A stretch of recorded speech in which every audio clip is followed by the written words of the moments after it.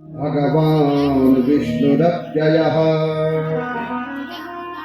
हे देवताओं, हे पृथ्वी, चिंता न कर, घबरा मत, थोड़ा सा धैर्य धारण करो। भगवान विष्णु अपने परिकरों सहित ब्रजधाम में जन्म लेंगे, अवतार लेंगे। कहाँ लेंगे स्पष्ट कर दिया, वसुदेव गृहे साक्षात, वसुदेव के घर में। अच्छा, वसुदेव के घर में कह रहे हैं, लेकिन भगवान का जन्म तो जेल खाने में हुआ, तो घर क्यों कहा? आपको पता है घर किसे कहते हैं? ये जो ईंट गारे का बना रखा है, ये मकान है। घर कहते हैं पत्नी को, इसलिए वसुदेव के साथ उसकी पत्नी जहां होगी वहां वो जन्म लेंगे। वसुदेव गृहे साक्षात भगवान विष्णुरव्ययः। पत्नी को घर कहते हैं महाराज, इसलिए वसुदेव जी अपनी पत्नी के साथ कंस के कारागृह में हैं, तो वही वसुदेव का घर है। इसका एक अर्थ है, जहां पत्नी हो वही घर है। मां सुमित्रा लक्ष्मण से कहती है ना मानस में, जहां राम तहां अवध निवासु, जहां राम है वहीं अयोध्या है। इसलिए तू यहाँ क्या कर रहा है? राम अयोध्या से जा रहा तो अयोध्या थोड़ी है, अयोध्या तो वहां है जहां राम जी है। ऐसे ही जहां पत्नी तुम्हारे साथ है वही तुम्हारा घर है। इसलिए इस बात को कहा। तो कहते हैं कंस की जब कुछ जय जयकार होने लगी तो कंस को चाटू काम में आकर बताया, महाराज तुम्हारी बड़ी खुशू हो रही है, थोड़े अच्छे काम भी कर लो। अच्छा बनने के लिए अपनी काका की बेटी का विवाह इसने अपने बचपन के मित्र वसुदेव से तय कर दिया। बहुत धूमधाम से शादी जहाँ करी, दहेज भी खूब दिया, छोड़ने भी जाने लगा लोगों को दिखाने के लिए मैं अब सुधर गया हूँ। लेकिन बड़ा आदमी कभी जो बुरा होगा वो सुधर सकता है? हमारे यहाँ एक कहावत है, कुत्ते की पूंछ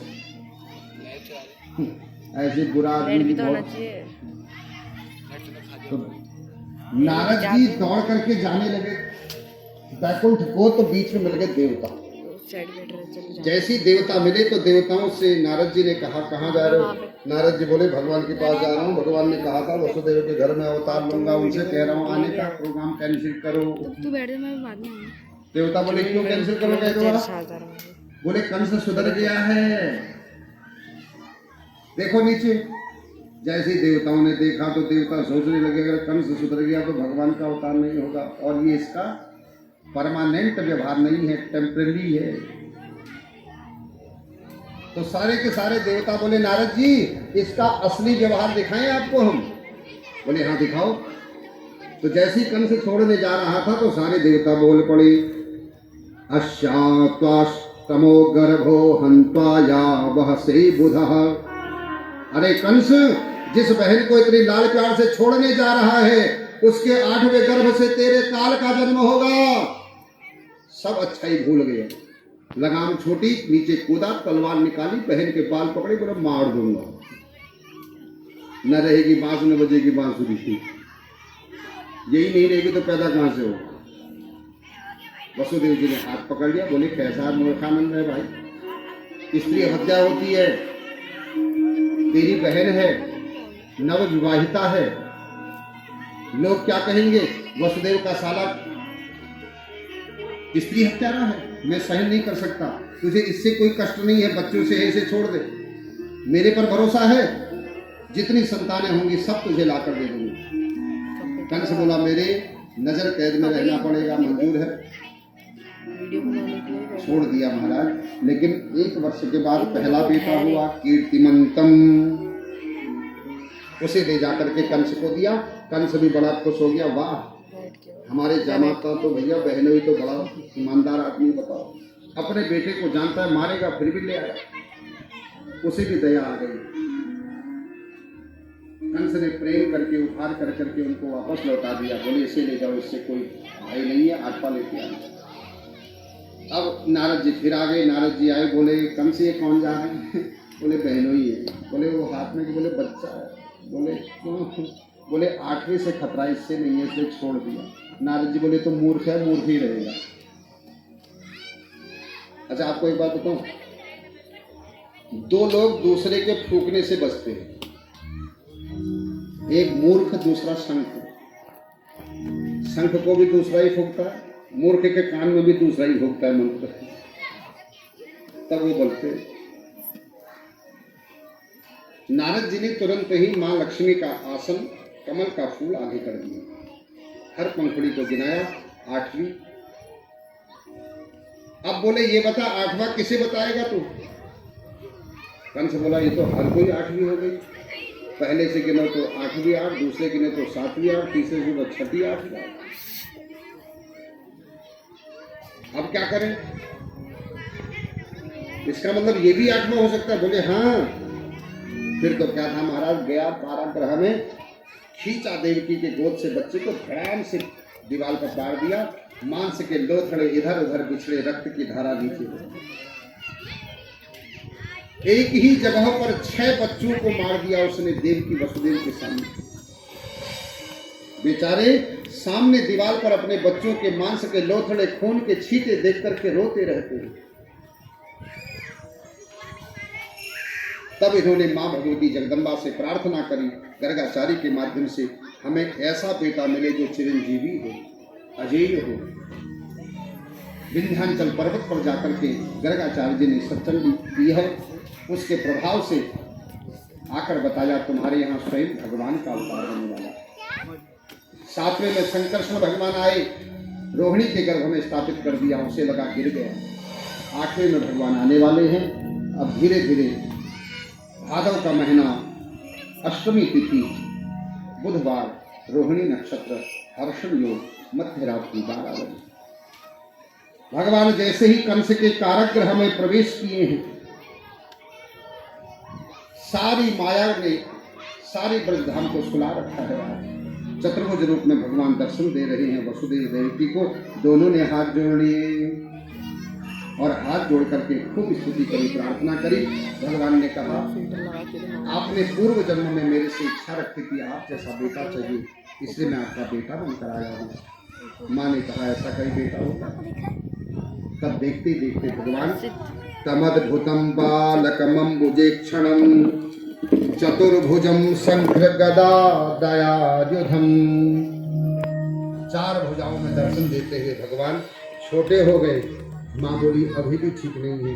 फिर भगवान ने 2 हाथों को अंतर्धान किया है, कपड़े पहने थे वो भी हटा दिए है। वही राम जी वाली पूरी कथा है। माता पुनि बोली सोमति डोली, तजहु ताद यह रूपा, की जय शिशुलीला अति प्रियशीला। लेकिन भगवान बोले मैया सब कुछ करूंगा, लेकिन रोने को मत कहना, क्योंकि बच्चा रोता है ना होते ही। मैया बोली क्यों ना कहूं? भगवान बोले फिर तो तुम्हारी जिम्मेदारी है मुझे बचाने की, अगर रोऊंगा। क्यों? क्योंकि अगर मैं रोऊंगा सैनिक जगेंगे, सैनिक जगेंगे तो मामा जी को कहेंगे, मामा जी आएंगे फिर बंदूक लेके मारने के लिए, फिर तुम बचाना मुझे। मैया बोली हाँ चुप चुप चुप चुप चुप, रोना नहीं। इसलिए भगवान यहाँ रोए नहीं है।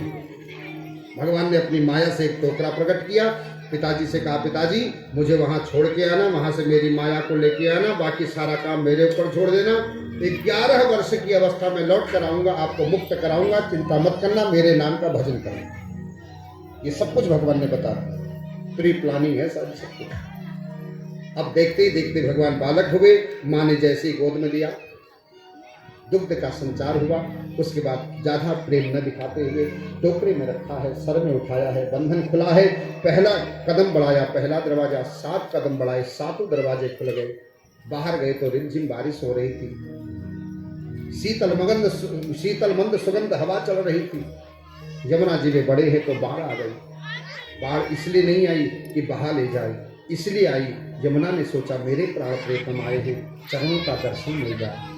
भगवान ने टोकरे से पैर नीचे लटकाया, चरण स्पर्श कराया, यमुना जी तुरंत शांत हो गई। उस पार गए हैं, भगवान को उतार करके माया को लेकर आए हैं। जैसे ही माया आई तो माया अब चिल्लाई।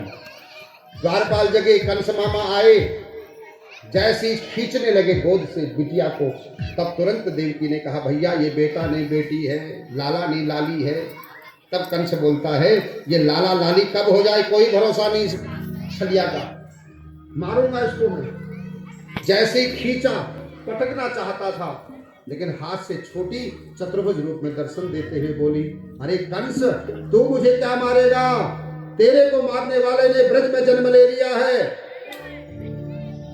अब कंस हाथ जोड़ के बोला बहन जी कहाँ, पता तो बता जाओ। बहन जी बोली ढूंढ खा, अंतर्धान हो गई विंध्यवांचल पर्वत पर जाकर के। ये हमारी भगवान कृष्ण की बहन है। बोलो विंध्यवासिनी मैया की।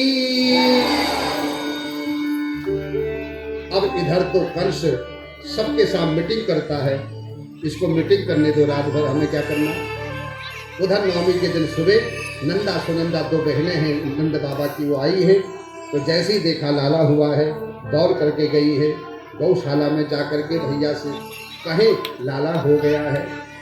तो जब गौशाला में गई तो भगवान का भजन कर रहे थे, अब तक हुआ नहीं आगे का पता नहीं, अब तक हुआ नहीं आगे का पता नहीं। उन्होंने सोचा हाय राम ये कौन सा मंत्र चल रहा, हिलाया भैया भैया बधाई हो, लाला हो गया बधाई हो। अब तो नंद बाबा महाराज उछल पड़े, तुरंत यमुना जी में गए, नहा करके आए। सारे नगर में नाई को लगाकर बुलाकर लगाई दुहाई, सब नाचने लगे और गाने लगे। नंद के आनंद भयो जय कन्हैया लाल